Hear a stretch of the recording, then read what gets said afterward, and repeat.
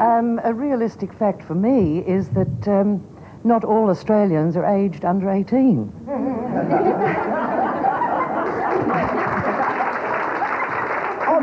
Honest? Are you sure about that? We're trying, In case you hadn't You're known. under 18. For the purposes of the exercise. No, we're a package deal. Hang on. The senior survivors. What I want to know about this package deal is what's the package and who's it for? It's us, and it's for everyone. And are you realistic? No, really, the soap situation with Neighbours and Home and Away that astounds me and appalls me is that the viewing audience is not confined to 13 to 18-year-olds either. I mean, except for this gentleman here and some other mature people over there. I don't know why. Where is the entertainment at 6:30, 7 o'clock at night for out-of-work mature people? You're not realistic, you're not in tune, Bill. What's going on? You're not realistic, you're not portraying what's really happening. I think the key word is optimism, because the physical reality may be quite romanticised, but I think one of the real aspects about them, if you like, are the characters, because they're basically real people in unreal situations. And I think it's because these characters have a level of optimism about them, a kind of forward-looking thing about them, that is a contrast to perhaps the characters in EastEnders, for example, which makes them popular in England. But we're talking about how much in tune they are with the life they're actually attempting to portray. And There's no question. There is a sense, isn't there, with both EastEnders and Coronation Street do portray the life in the East End and Coronation Street. Whether you like it or not, whether it makes you depressed and want to open a vein is another matter, but it portrays that. What we've heard here is that what we're talking about in Neighbours, Home and Away, and perhaps some of the others, is that they're not at all in tune with what's happening on the streets. Well, what we've heard is, for some people, they are realistic, and for others, they aren't. Are they? Are they?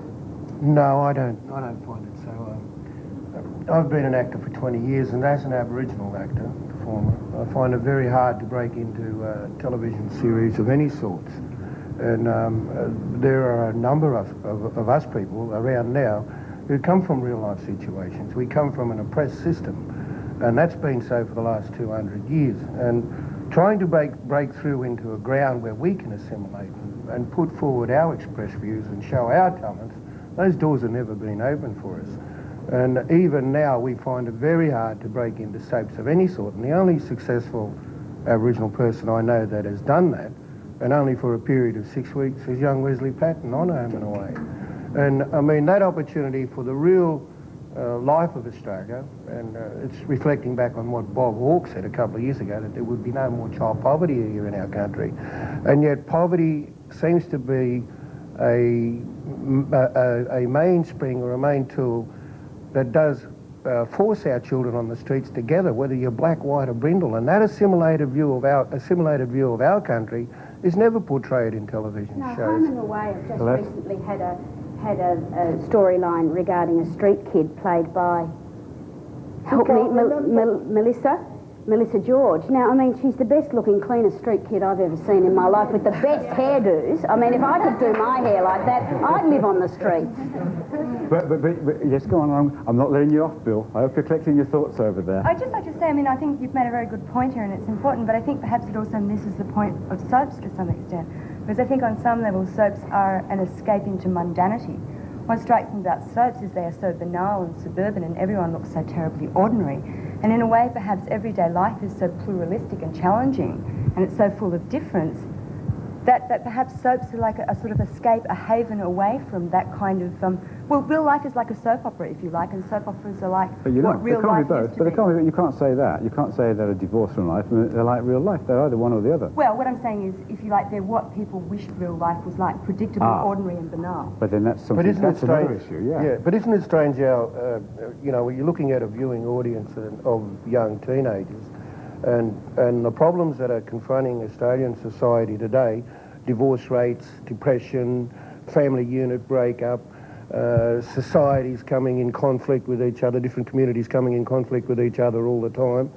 And there are people who can relate to specific problems that are shown through the drama that's portrayed in some of our soaps. And they do take hold of those solutions to that problem, and they try to combat them as much as they can with that.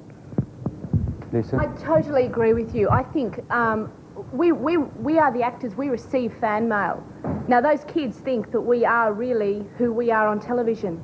Now if you've got a situation where, like Rebecca says, she's having a baby, she then decides that she doesn't want the baby, then she decides, oh, hang on a second, I think I might like to have my baby back.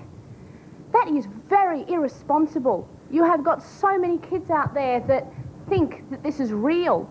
Now, I know I live across the road from a hostel. Those kids are avid watchers. They think it's real. Now, you can't take a situation like Rebecca's character had and throw it away like that. Okay, it's a 7 o'clock time slot. Okay, it's entertainment, it's mundane, but those kids think it's real.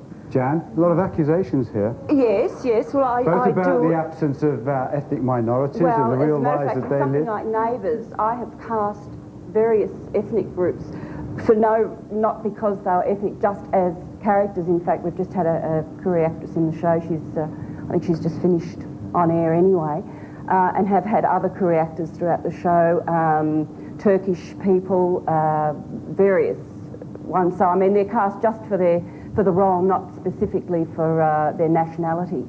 But what about the irresponsibility?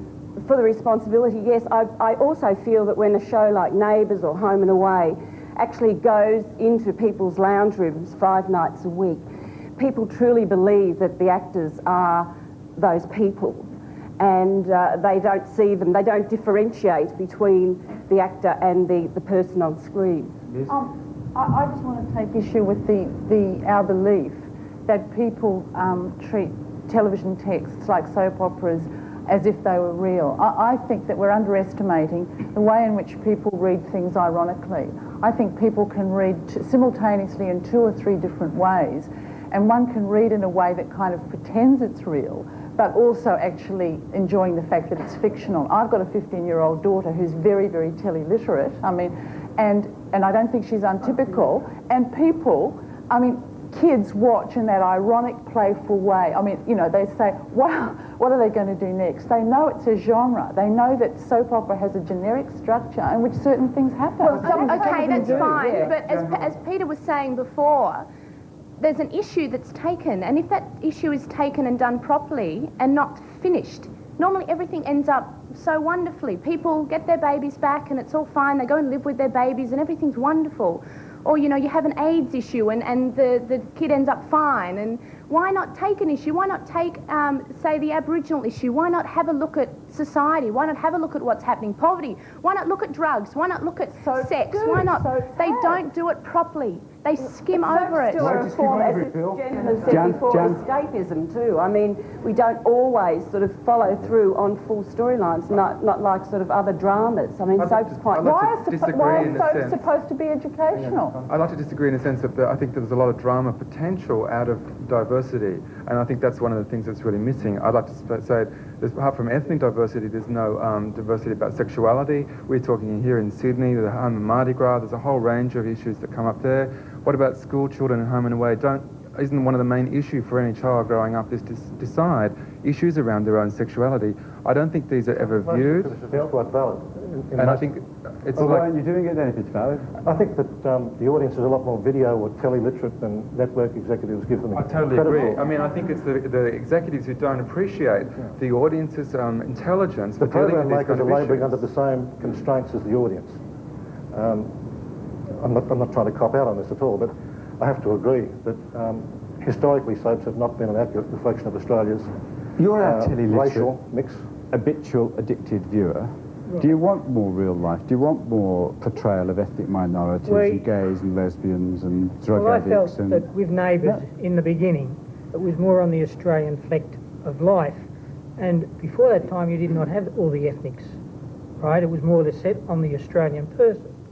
But now society's changing and we're getting more ethnic people into the society. It should change with the times. That should be absorbed within. That's right, and absorbed within the storylines and gradually bring them in. Here's your punter. He understands. He wants the... I agree with him. Yeah, and it is happening. But this is the point. See, when it started off, it was completely different. They was working strictly on the basic Australian family. But at the risk of trivialising this moment in the debate, I do agree with Bill. I think that program makers do have, A, they have a responsibility, and B, they do have a good attitude, in my experience with many of them. But somewhere along the way, I think that the people who run the television networks, the commercial television networks, seem to have taken a leaf out of the book of the late, great Dame Nellie Melba, when she said of her Australian people, feed them muck. But what are you Give them muck. But what are you doing in the muck then? Well, I'm not in the muck. I'm too old to be in the muck. But the soaps were. But the soaps were. Yeah, the So you soaps were are in. there. But you- No, you no, don't- no, you I don't was in a call- drama series. That's a drama. Soap, Maggie. 8:30 at night, it's a drama series. Oh, I see. 8:30 at night and it's a drama. Colette, tell her, Colette, tell her. What is it? Not being grand, it was a soap. It was a soap for mature people. Listen, sweetheart. It was a soap for Listen, mature sweetheart. people. It might have been 8:30 at night. Yes, but darling. you're in the muck. You're being Yes. grand. It was Yes. a soap. Yeah. Right. Are they- Paid me a lot of money too, thanks very much. Are they? Do you think do people learn from them?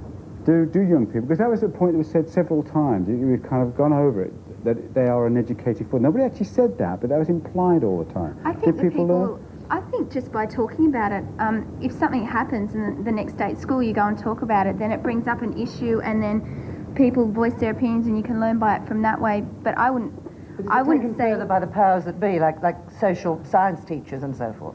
no. I wouldn't say so. No. Do you learn things? You, Melanie, you began by talking about them. Do you learn things? What kind of things do you learn? Yes, I definitely think with Rebecca when she did her pregnancy. Tina. Oh, Rebecca. No, Rebecca. Sorry. Different character. I know, different character. I know. Sorry.